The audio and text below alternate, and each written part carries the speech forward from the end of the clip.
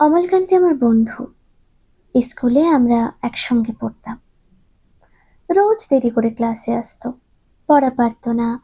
শব্দরূপ জিজ্ঞেস করলে এমন অবাক হয়ে জানালার দিকে তাকিয়ে থাকতো যে দেখে ভারী কষ্ট হতো আমাদের।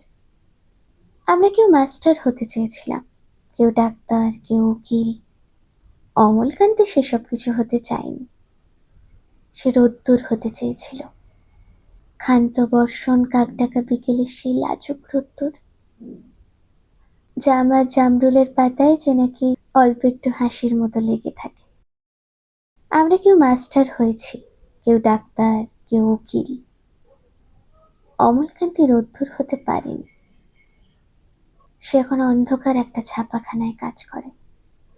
মাঝে মধ্যে আমার সঙ্গে দেখা করতে আসে, চা খায়, এটা ওটা গল্প করে, তারপর বলে, উঠি তাহলে। আমি তো দরজা পর্যন্ত এগিয়ে দিয়ে আসি। আমাদের মধ্যে যে এখন মাস্টারি করে, অনায়াসে সে ডাক্তার হতে পারত।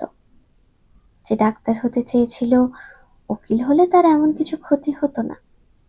অথচ সকলেরই ইচ্ছা পূরণ হলো, এক অমলকান্তি ছাড়া। অমলকান্তি রোদ্দুর হতে পারেনি।